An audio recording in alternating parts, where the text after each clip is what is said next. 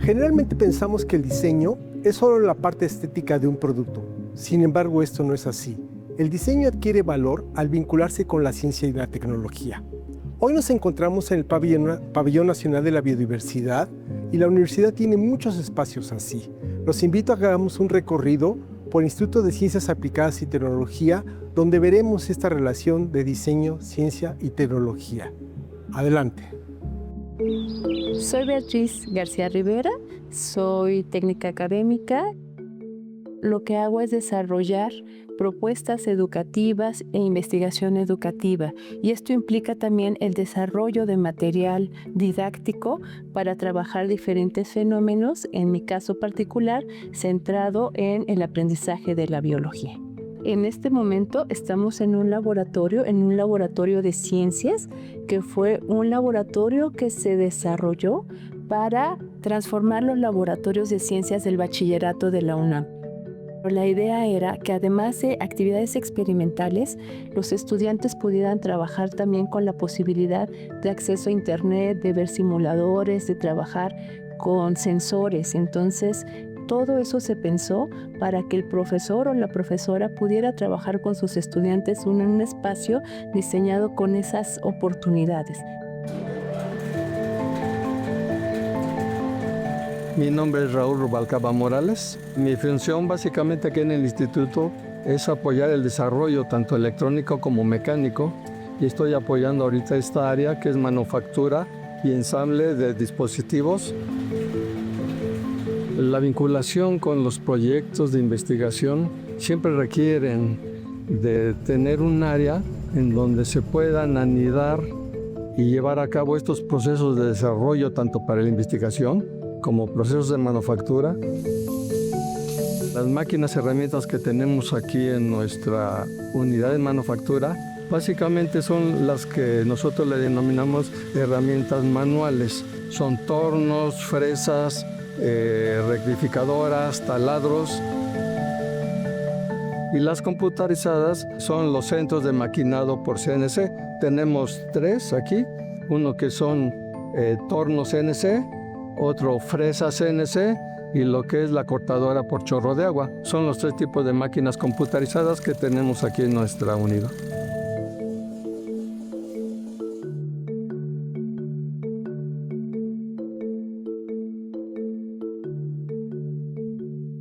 Estamos de vuelta en Diseña México.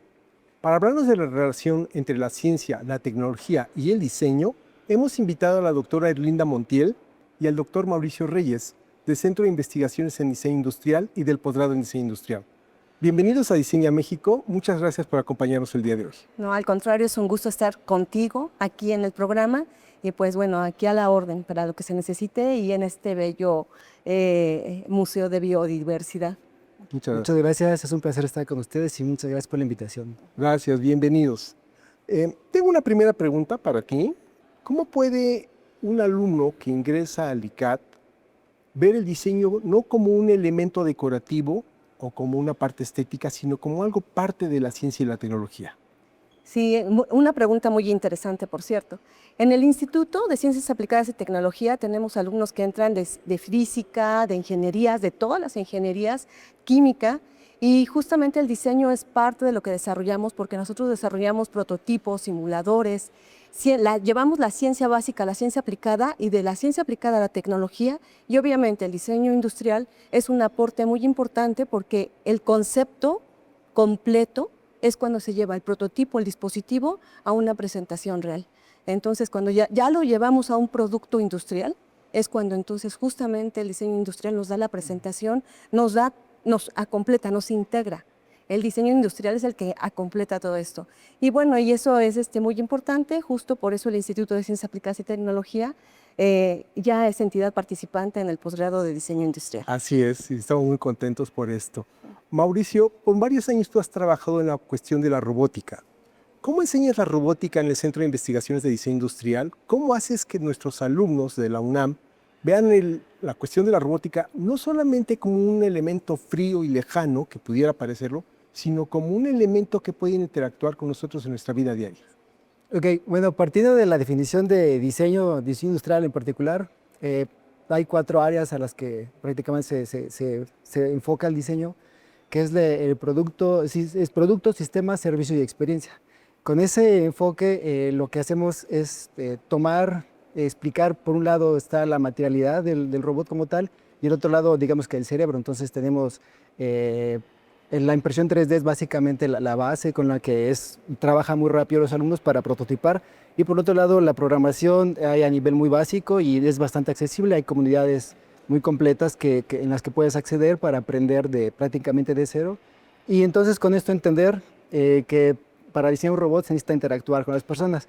En este caso sí procuramos que sea antropocentrista el concepto, que todo el robot que se va a desarrollar tenga una aportación a una persona, ya sea para entretenimiento, seguridad, salud, etc. Entonces, con esa filosofía un poco se entiende más hacia dónde va el desarrollo.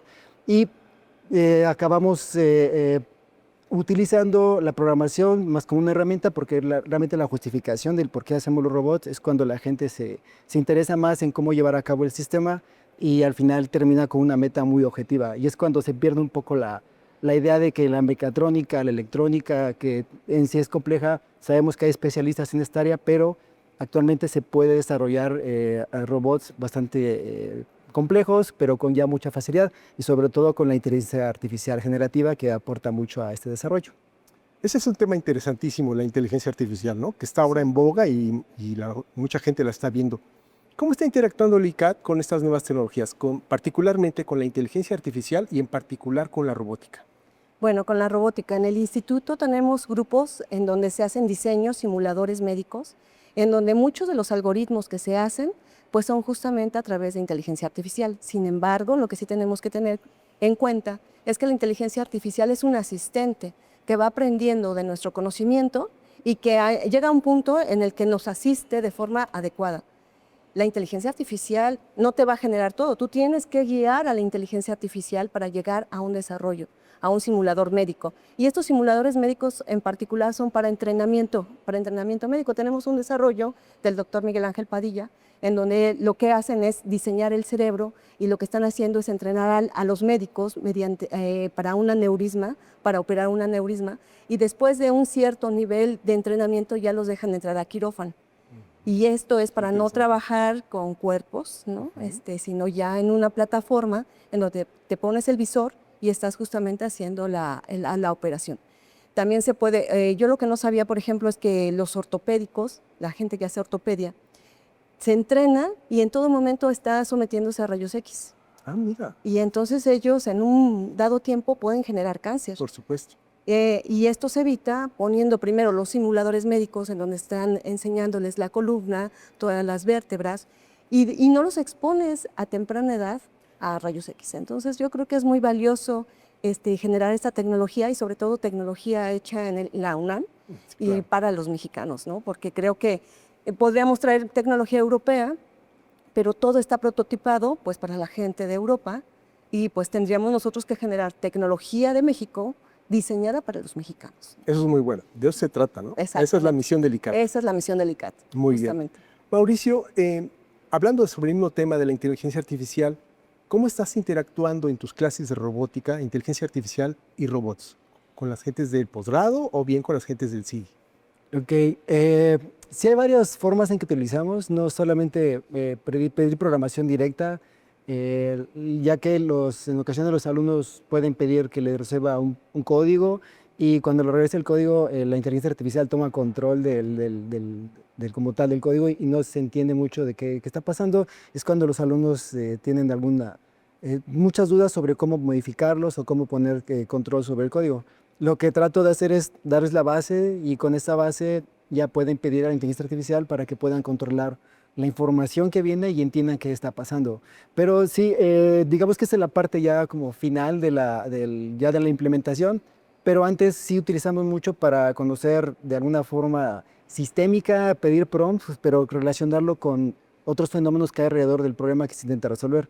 Es decir, si queremos un robot para interactuar con alguna persona con cierta capacidad o cualquier interacción que pueda servir para alguien, ya sea un robot de entrenamiento personal, tenemos que considerar un usuario, tenemos que considerar cuáles son la retroalimentación que va del robot, qué sensores vamos a utilizar, y entonces con eso crear un mapa general de toda la situación y después programamos un robot o lo desarrollamos. Pero si no existe esta parte que hay de un desarrollo donde podemos utilizar inteligencia artificial como una herramienta para que nos permita observar el panorama completo, es muy difícil tener una aproximación certera de un robot terminado, digamos. Necesitamos colaborar en ciertos niveles, que sería desde el diseño, el plantear los distintos escenarios y ya la respuesta final de cómo va a actuar este robot. Se ha dicho recientemente que la inteligencia artificial va a desplazar muchos empleos. ¿Tú crees que desplazará a la gente que está en el área de ciencia, tecnología, matemáticas? No, mira, yo creo que va a ser muy difícil. Sí va a ser una herramienta muy importante porque va a ayudar a ahorrar tiempo, ¿no? Eso es lo que uno debería de pensar.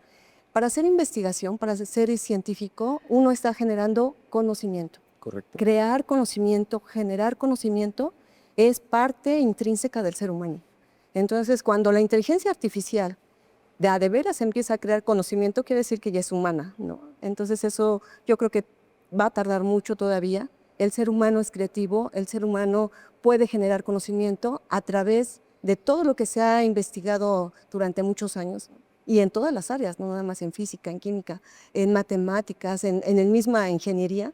No, yo creo que la inteligencia artificial va a ser un buen aliado para poder avanzar más rápido en ciertas cosas, conceptos y en la generación sobre todo de conocimiento. Muy bien. Y una pregunta, ¿crees que en el diseño pueda pasar eso? Hemos trabajado con inteligencia artificial para generar prompts exclusivos o una instrucción exclusiva de cada diseñador. Digamos, hicimos un artículo por ahí del 2022 con el doctor Fonseca y la doctora Satele, que también son parte del posgrado, y donde planteamos justo esto, que ahora el manejo de la información que le vamos a pedir a la inteligencia artificial puede ser muy personal. Entonces aquí cuando nos damos cuenta que realmente es una herramienta y tenemos que colaborar con los sistemas. Creo que siempre existe cuando nace una una tecnología que es emergente y que es disruptiva. Tal es el caso del Internet en su momento, que fue muy discutido y que iba a terminar con mucha parte de la ciencia o iba a cambiar algunos sectores. Creo que quizá lo hizo, pero nos fuimos adoptando y creo que justo estamos en ese momento donde parece que vamos a perder el control de la tecnología, pero realmente coincido totalmente con la doctora que tenemos que aprovecharla. Y finalmente nosotros vamos a ser los que vamos a solicitar exactamente qué es lo que queremos y tenemos que analizar. Quizás tenemos que ser más sensibles respecto al entorno en el que estamos para pedir las cosas correctas, porque si no hacemos esta revisión de lo que pedimos, nos puede dar cualquier cosa y podemos considerarla como válida y realmente no lo podría hacer. Okay. Quisiera agregar algo, no sé si se pueda. Sí, adelante. Yo creo que nos hace falta mucho. En el 2022 fue pues el inicio de todo el uso de la inteligencia artificial, pero hay que revisar las cosas éticas y la ciberseguridad. Dos cosas importantes que dentro de la inteligencia artificial quizás no nos hemos dado cuenta que exponemos nuestros datos y que también se tendría que poner un código de ética para el uso. Es correcto, es correcto. Sin duda es un tema fascinante de la inteligencia artificial, pero tenemos que hacer una pausa muy breve. No se retiren, estamos en el pabellón de la biodiversidad descubriendo cómo se diseña el futuro de México. Regresamos.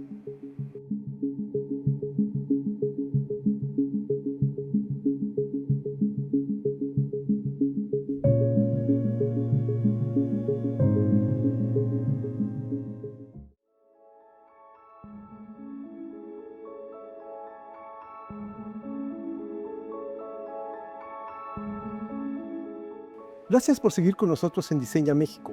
Continuamos platicando con la doctora Erlinda Montiel y con el doctor Mauricio Reyes del Centro de Investigaciones en Diseño Industrial, hablando sobre tecnología, diseño y ciencia. Muchas gracias. Doctora, Muchos de nuestros alumnos aspiran a ingresar a la UNAM. Es una aspiración nacional muy válida. ¿Dónde te gustaría aquí ver a la ciencia y la tecnología en el 2040? ¿Qué te gustaría que esos alumnos que ingresan pudieran encontrar de un México en el 2040? Bueno, es una pregunta difícil, ¿eh? Pero pues siempre se vale soñar, siempre se vale esperar lo mejor. Y yo pensaría que en el instituto uno de los objetivos hacia futuro es poder desarrollar tecnología propia. Y esa tecnología ponerla a disposición de la sociedad. Es decir, que los estudiantes vean la valía de hacer una carrera universitaria y después un posgrado para poder diseñar, innovar tecnología propia, dejar de ser una nación maquiladora, hacemos maquila, y tener tecnología que pues puede ser en el área de alimentos, en el área de salud, en el área de energía, ser energéticamente independientes, ¿no? Yo creo que sería un sueño magnífico ese, el poder ser independientes tecnológicamente en todas las líneas posibles. Y las universidades yo creo que es en donde se tiene que abrir ese camino, ese espacio y esa visión, ¿no? Eso sería magnífico, y que la sociedad estuviera muy cercana del conocimiento, de la tecnología, de la ciencia aplicada, y que no le fuera lejana. Porque en este momento la sociedad se siente lejana con la tecnología, con las universidades, con los estudios, con las investigaciones. Ya tenemos el Artemis II, ¿no? Entonces, y eso pues es un desarrollo tecnológico gigante. En el 2040 sería genial que México tuviera su propio nave espacial creada en México por mexicanos. Sería maravilloso, maravilloso. Muy bien. Mauricio, ¿y a ti dónde te gustaría que los estudiantes que ingresan ahora en diseño industrial, en el CD y en el posgrado de diseño industrial, dónde te gustaría que ellos vieran un México en el 2040? Bueno, un poco comparto la idea de la doctora. Sí es un reto muy grande el hecho de independizarse energéticamente. Creo que aún tenemos recursos bajo posiblemente el control de nuestro país y podemos como ejercer pues el dominio sobre la tecnología, al menos en nuestro entorno, pero también creo que es difícil dejar de colaborar con nuestros vecinos o con otras comunidades. Bueno, a veces es complicado por la latitud, pero sé que existen relaciones internacionales interesantes y que podemos contribuir de tal forma que no estemos como aislados del resto del mundo. Ahora, actualmente estar aislado como un país es muy complicado, tener ya el alcance, porque todos tenemos contactos en cuanto a relaciones de exportación, importación, entonces ahí es muy difícil tener como aislarse como país. Yo creo que aquí lo importante es entender el entorno, entender de lo que somos capaces, tener un poquito de esa confianza de que podemos desarrollar cosas. Realmente tristemente para el país hay gente muy talentosa y hay mucha fuga de cerebros que se van a trabajar a otros lugares y porque realmente son muy capaces, ¿no? Entonces, por ejemplo, China recibe muchos extranjeros y no necesariamente son gente que es exclusivamente de China, recibe gente de Australia, de Estados Unidos, de México. Entonces es gracias a ellos también que este país está creciendo mucho, ¿no?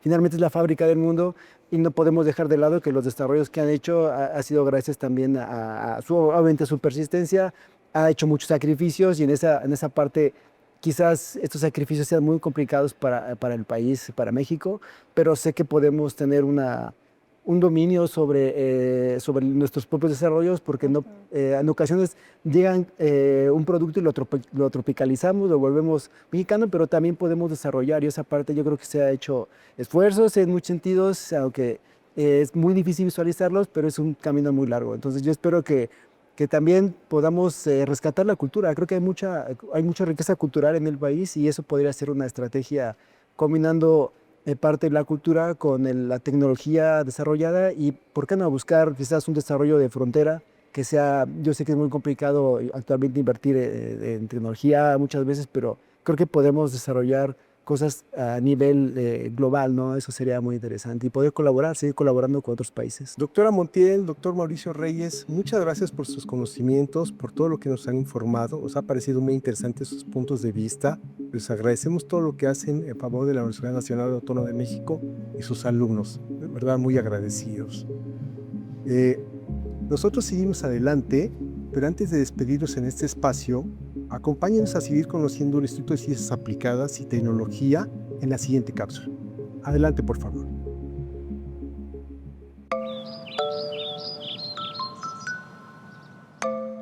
Soy Felipe Orduña Bustamante, investigador titular B. Yo trabajo aquí en el Laboratorio de Acústica y Vibraciones. Tenemos una serie de diferentes métodos para caracterizar, por ejemplo, la absorción acústica de materiales. Una prueba se realiza aquí donde estamos, que es la cámara reverberante, en donde se dispone de un área más o menos de 10 metros cuadrados de algún material absorbente, y mediante una medición comparativa del tiempo de reverberación de la cámara con y sin el material, uno puede determinar la capacidad de absorber sonido de dicho material. Mi nombre es Leopoldo Ruiz Huerta, soy el coordinador y fundador del Laboratorio Nacional de Manufactura Aditiva y Digital. Nos hemos especializado en el área de manufactura aditiva, que es el nombre formal hacia las, en muchos casos, mal llamadas impresoras 3D. Nos hemos dedicado al proceso de simuladores clínicos, los cuales, entre muchas otras cosas, requieren respetar un tanto las geometrías o las condiciones anatómicas del cuerpo el cual están simulando. Y en todos esos aspectos, pues por supuesto el diseño industrial es bienvenido como una de las muchas caras de salida y como una de las muchas aplicaciones que tiene. El diseño es una de esas palabras que tiene muchísimas definiciones dependiendo del área del conocimiento en el que te estés moviendo, mientras que para la ingeniería es un proceso estructurado de búsqueda de soluciones. Existen otras formas un tanto más creativas y libres de absorber la palabra diseño. Es ahí como este laboratorio se convierte en una especie de materializador o lugar donde se condensan esas ideas que pueden pasar más allá de la visualización de la mente.